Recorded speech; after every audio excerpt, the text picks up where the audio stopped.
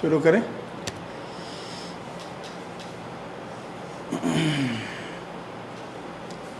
بسم اللہ الرحمن الرحیم. ان الحمد للہ نحمده ونستعینه ونستغفره ونعوذ باللہ من شرور انفسنا ومن سیئات اعمالنا. من يهده الله فلا مضل له ومن يضلله فلا هادي له ونشهد أن لا إله إلا الله وحده لا شريك له ونشهد أن محمدًا عبده ورسوله أرسله بالحق بشيرا ونذيرا. ثم أما بعد، اللهم صل وسلم وبارك وأنعم على عبدك ورسولك نبينا محمد صلی اللہ علیہ وعلى آلہ واصحابہ اجمعین. دینی بھائیوں، اسلامی ماں اور بہنوں، آپ جہاں کہیں بھی ہیں، ہمیں آن لائن دیکھ رہے ہیں اور سن رہے ہیں، آپ کو اسلامی طریقے سے سلام پیش کرتے ہیں. السلام علیکم ورحمۃ اللہ وبرکاتہ. اور آج پھر ہم زکوٰۃ کے احکام اور مسائل سے متعلق چند ٹاپک لیے ہوئے آپ کی خدمت میں حاضر ہیں. زکوٰۃ کے غیر مستحق لوگ کون ہیں، یا وہ کون لوگ ہیں جن کو زکوٰۃ نہیں دی جا سکتی؟ اس مسئلے پہ بھی ہماری گفتگو ہوگی اس عنوان پہ. عورت کو جو مہر میں مال ملتا ہے شوہر کی طرف سے نکاح کے بعد، اس مال مہر کی زکوٰۃ کی جو تفصیلات ہیں وہ بھی آپ کے سامنے رکھی جائیں گی. اسی طریقے سے اگر کوئی طالب علم ہے، دین کا علم حاصل کرنے کے لیے اپنے آپ کو فارغ کیا ہوا ہے، کسب معاش اور طلب علم دین دونوں میں وہ اس کے پاس تطبیق کی کوئی صورت نہیں ہے، توفیق کی کوئی صورت نہیں ہے، اور اس کے پاس علم حاصل کرنے کے لیے اخراجات کی مد میں اتنا سرمایہ نہیں ہے کہ وہ اپنا گھر بھی چلائے اور علم بھی حاصل کرے. تو ایسی صورت میں کیا ایسے طالب علم کو جس نے اپنے آپ کو دین کا علم حاصل کرنے کے لیے فارغ کیا ہوا ہے، کیا اس کو مال زکوٰۃ میں سے اتنا اس کا خرچ دیا جا سکتا ہے یا نہیں؟ اسی طریقے سے خالص آمدنی اور تنخواہ کی زکوٰۃ، ماہانہ جو لوگ تنخواہ پہ کام کرتے ہیں اور ان کی اپنی بھی کچھ آمدنی ہوتی ہے جس پر سال گزرا ہوا ہوتا ہے، دوسرے بھی کوئی کچھ ذرائع ہوتے ہیں آمدنی کے، تو اس کی زکوٰۃ کیسی دی جائے؟ تو چلیے سب سے پہلا مسئلہ جس پہ آج ہم گفتگو کریں گے، زکوٰۃ جن لوگوں کو دینا جائز نہیں ہے یا زکوٰۃ کے غیر مستحق وہ کون لوگ ہیں، اس پہ ہم بات کریں گے. سب سے پہلی چیز، نبی اکرم صلی اللہ علیہ وسلم اور آپ کی آل کے لیے زکوٰۃ حلال نہیں ہے. رسول اللہ صلی اللہ علیہ وسلم اور آل رسول مال زکوٰۃ سے بالکل بالاتر ہیں. صحیح بخاری اور صحیح مسلم کی حضرت انس رضی اللہ تعالیٰ عنہ کی روایت ہے. عن انس رضی اللہ تعالی عنہ وارضاہ قال مر النبي صلى الله عليه وسلم بتمرة في الطريق مر النبي صلى الله عليه وسلم بتمرة في الطريق قال لولا أني أخاف أن تكون من الصدقة لأكلتها. رواہ البخاری و مسلم. حضرت انس بن مالک کہتے ہیں رضی اللہ تعالی عنہ وارضاہ، نبی اکرم صلی اللہ علیہ وسلم کا راستے میں گری ہوئی ایک کھجور پر سے گزر ہوا. آپ گزر رہے تھے، راستے میں آپ کو ایک کھجور گری ہوئی نظر آئے. آپ نے فرمایا اگر مجھے اس بات کا اندیشہ نہ ہوتا کہ یہ کھجور صدقے کی کہیں صدقے کی نہ ہو تو میں اسے اٹھا کے کھا لیتا. تو معلوم ہوا کہ صدقہ پیارے نبی صلی اللہ علیہ وسلم کے لیے اور آپ کے آل کے لیے جائز نہیں ہے۔ ایک اور روایت حضرت ابو ہریرہ رضی اللہ تعالیٰ عنہ اس حدیث کے راوی ہیں، وہ بھی متفق علیہ روایت ہے، صحیح بخاری اور صحیح مسلم میں یہ روایت موجود ہے۔ عن ابی ہریرہ رضی اللہ تعالی عنہ وارضاہ قال اخذ حسن بن علی رضی اللہ تعالی عنہما تمرة من تمر الصدقة فجعلها في فيه فقال النبي صلى الله عليه وسلم كخ كخ ليطرحها ثم قال أما شعرت أنا لا نأكل الصدقة۔ حضرت ابو ہریرہ کہتے ہیں نبی اکرم صلی اللہ علیہ وسلم کے پیارے نواسے حضرت حسن بن علی اللہ تعالی عنہما نے صدقے کی کھجوروں میں سے ایک کھجور لے کر منہ میں ڈال لیا انہوں نے، تو پیارے نبی صلی اللہ علیہ وسلم نے فرمایا منہ میں سے نکال دو، دور کرو اس کو، اسے پھینک دو۔ پھر آپ نے فرمایا کیا تمہیں پتہ نہیں ہے کہ ہم صدقہ نہیں کھاتے؟ اما شعرت انا لا نأکل الصدقہ، کیا تم جانتے نہیں ہو، تمہیں پتہ نہیں ہے، تمہیں اس بات کا شعور اور احساس نہیں ہے کہ ہم صدقہ نہیں کھاتے؟ تو اس حدیث سے بھی معلوم ہوا کہ اللہ کے نبی اور آپ کے آل کے لیے صدقہ جائز نہیں تھا، صدقے کا مال جائز نہیں ہے۔ صحیح مسلم کے ایک روایت میں ہے ان هذه الصدقات انما هي اوساخ الناس وانها لا تحل لمحمد ولا لآل محمد۔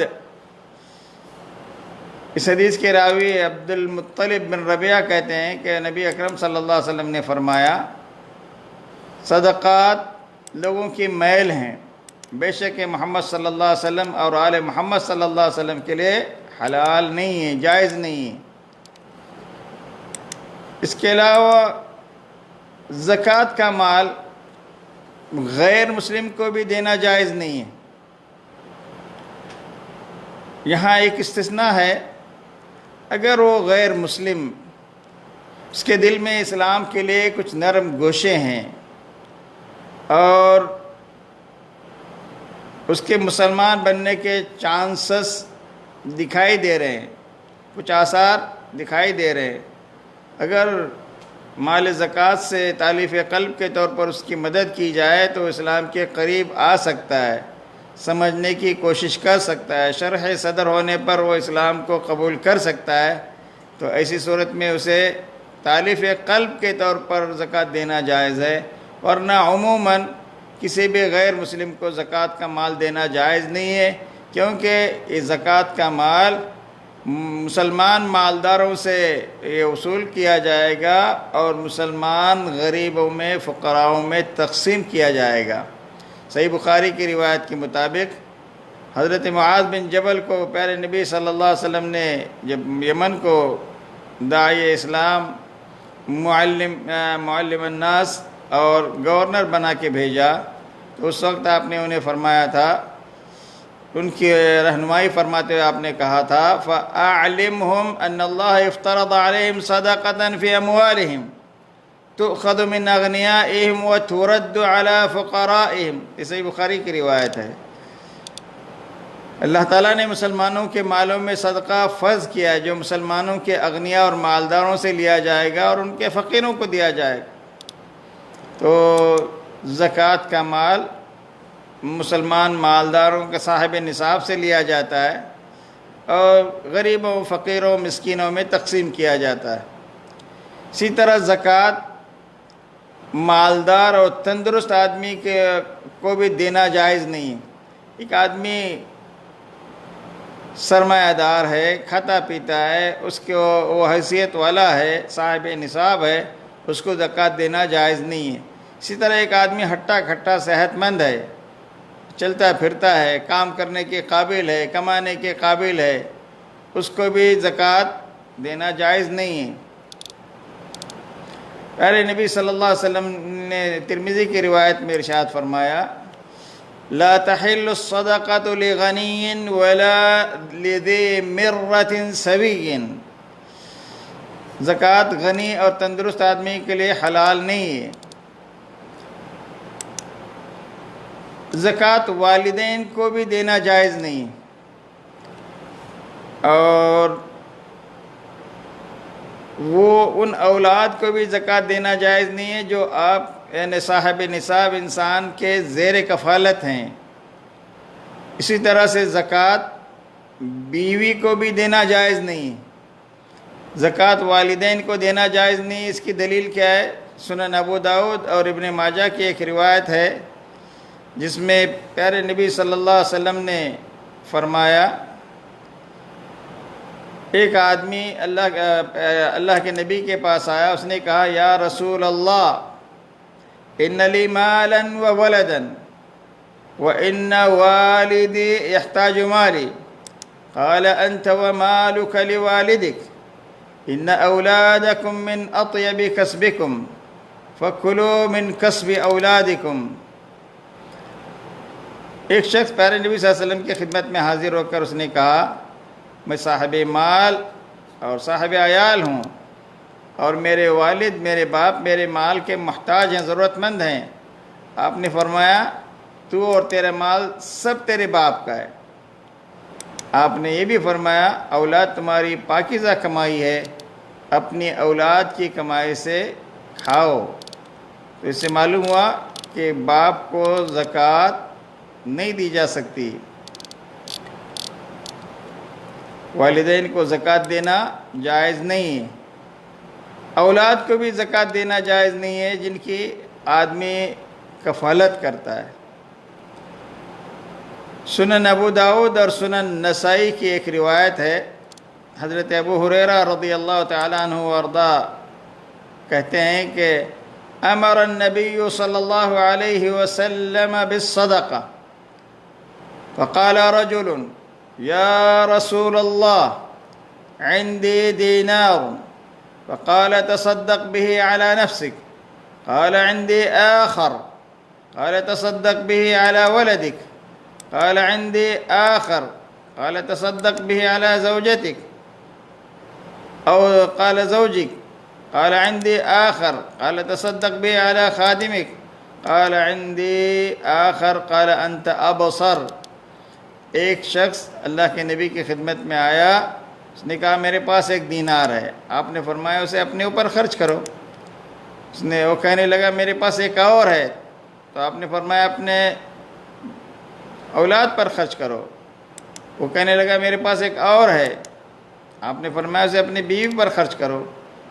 اس نے کہا میرے پاس ایک اور ہے، آپ نے فرمایا اپنے خادم کو بھی اس میں سے دو، خرچ کرو۔ اس نے کہا میرے پاس ایک اور ہے، تو آپ نے کہا اب تم زیادہ بہتر جانتے ہو، جہاں تمہیں زیادہ اچھا لگے، بہتر لگے، کار ثواب محسوس ہو، وہاں اس کو خرچ کرو۔ تو جن اولاد کو آپ کو خرچ کرنا چاہیے کہ وہ زیر کفالت ہیں، ان کو زکوٰۃ کا مال نہیں دیا جا سکتا، اور اگر آپ کے پاس پیسہ ہے تو ان پر خرچ کرنا آپ پر واجب ہے۔ بیوی کو بھی زکوٰۃ نہیں دیا جا سکتا، زکوٰۃ کا مال نہیں دیا جا سکتا یا زکوٰۃ نہیں دی جا سکتی۔ بیوی اگر چاہے، شوہر اگر غریب ہو، محتاج ہو، مسکین ہو، فقیر ہو، تو بیوی اپنا مال زکوٰۃ اپنے شوہر کو بوقت ضرورت زکوٰۃ کے مال سے دے سکتی ہے، کیونکہ بیوی پر شوہر کا نان نفقہ واجب نہیں ہے۔ شوہر اپنی بیوی کو زکوٰۃ اس لیے نہیں دے سکتا کیونکہ بیوی کا نان نفقہ شوہر پر واجب ہے۔ یہ تھے چند اہم مسائل غیر مستحق زکوٰۃ کے غیر مستحق لوگوں سے متعلق۔ اللہ تعالیٰ مجھے اور آپ کو دین کی صحیح سمجھ عطا فرمائے۔ چلیے ایک اہم مسئلے پہ گفتگو کرتے ہیں۔ مال مہر کا کیا حکم ہے، اس میں زکوٰۃ ہے یا نہیں؟ شادی کے بعد عورت کو مہر دینا نکاح کا ایک اہم رکن ہے اور مہر کی ادائیگی نہایت ضروری ہے، لیکن اس معاملے میں عموماً بڑی سستی دکھائی جاتی ہے اور تہاون سے لوگ کام لیتے ہیں۔ یہ عورت کی طرف عورت مرد پر ایک قرض ہے، جب تک وہ ادا نہیں کرے گا بری الذمہ نہیں ہو سکتا۔ مرد کو فوری طور پر نکاح کے بعد اس کو ادا کر دینا چاہیے، اور اگر وہ مال نصاب کو پہنچ جاتا ہے تو عورت کے پاس اگر مال موجود ہے، نصاب کو پہنچ رہا ہے، مثال کے طور پر 7.5 تولے سے زیادہ سونا ہے یا 7.5 تولے سونے میں مہر کے طور پر اس کو ملا ہے، تو 1 سال گزرنے پر اس میں سے وہ زکوٰۃ نکالے گی۔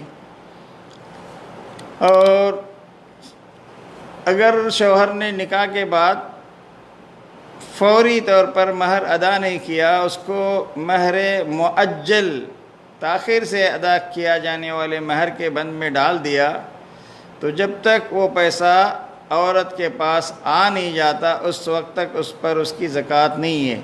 جس دن وہ ادا کرے گا اس کے بعد 1 سال اس کے اوپر گزرنے کے بعد اس کی زکوٰۃ نکالی جائے گی۔ تو یہ ہے مال مہر میں زکوٰۃ کے تعلق سے ضروری معلومات۔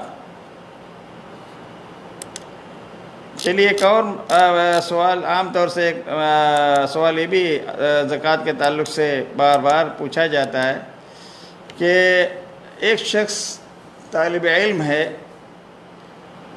دعوت دین سے اسے دلچسپی ہے اور حصول معاش اور حصول علم دین دونوں کے لیے وہ کوشش جاری رکھنا اس کے لیے ایک ساتھ جاری رکھنا ممکن نہیں ہے۔ کمائی بھی کرتا رہے اور پڑھائی بھی کرتا رہے، ایسا ممکن نہیں ہے۔ تو کیا ایسے شخص کا تعاون زکوٰۃ کے مال سے ایسے شخص کو تعاون دیا جا سکتا ہے؟ تو علماء کرام کا کہنا ہے کہ ایسے طالب علم کو زکوٰۃ دینا اس لیے جائز ہے کہ وہ فرض کفایہ کی ادائیگی میں لگا رہتا ہے اور اس کے علم کا فائدہ صرف اس کی ذات تک محدود نہیں رہتا بلکہ پوری ملت کو پہنچتا ہے، پوری امت کو پہنچتا ہے۔ اس بنا پر اس کا یہ حق ہے کہ زکوٰۃ سے اس کی مدد کی جائے۔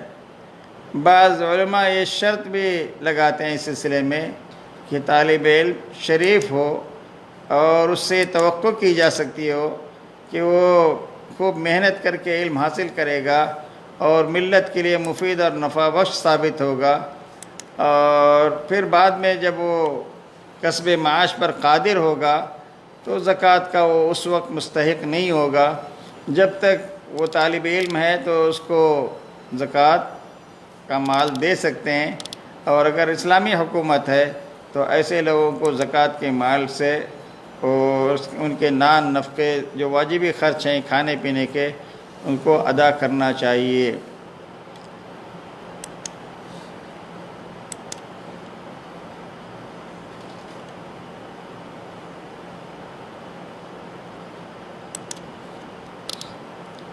اب خالص آمدنی اور تنخواہ کی زکوٰۃ یہ کیسے نکالیں گے؟ اس سلسلے میں فضیلت الشیخ یوسف القرضاوی حفظہ اللہ انہوں نے زکوٰۃ پہ ایک بڑی لاجواب اور شاندار کتاب لکھی جس کو اگر زکوٰۃ کا انسائکلوپیڈیا کہا جائے تو مبالغہ نہیں ہوگا۔ انہوں نے اس میں لکھا ہے کہ تنخواہوں اور اجرتوں وغیرہ کے زکوٰۃ کے قول کو اختیار کرتے ہوئے ہم اس بات کو ترجیح دیتے ہیں کہ زکوٰۃ خالص مال میں سے اصول کی جائے۔ اگر زکوٰۃ دینے والے کے ذمے قرض کا ثبوت ہو تو اس کو بھی اس میں سے وضع کیا جائے، اور اس کے زیر کفالت افراد کی گزر بسر کے لیے جو کم از کم رقم مطلوب ہو ضروریات کے لیے وہ بھی اس رقم سے وضع کی جائے۔ مثال کے طور پر ماہانہ گھر کے لیے راشن کا اتنا خرچ ہے، بچوں کی پڑھائی کے لیے اتنا خرچ ہے، گھر اگر کرائے کا ہے تو گھر کا کرایہ اتنا ہے، تو جو بنیادی ضرورتیں ہیں تو وہ بھی وضع کی جائیں، کیونکہ زکوٰۃ اسی مال پر عائد ہوتی ہے جو بنیادی ضرورتوں کے علاوہ ضرورتوں سے زائد ہو۔ اسی طرح آزاد پیشہ لوگوں کے اخراجات کو بھی وضع کیا جائے۔ اس کے بعد سال بھر کی تنخواہ اور آمدنی میں جو کچھ بچ جائے اس میں سے زکوٰۃ وصول کی جائے، بشرطے کہ وہ نقدی کے نصاب کے بقدر ہو۔ سال بھر کی جو تنخواہیں اور اجرتیں نقدی کے نصاب کو نہیں پہنچ رہی ہیں، مذکورہ اخراجات کو ادا کرنے کے بعد، تو پھر ان کی زکوٰۃ نہیں لی جاتی۔ تو معلوم ہوا کہ ان میں تنخواہوں میں اور خالص آمدنی میں زکوٰۃ وصول کرنے کا طریقہ یہی ہے۔ سبحانک اللہم و بحمدک، اشہد ان لا الہ الا انت، استغفرک و اتوب الیک۔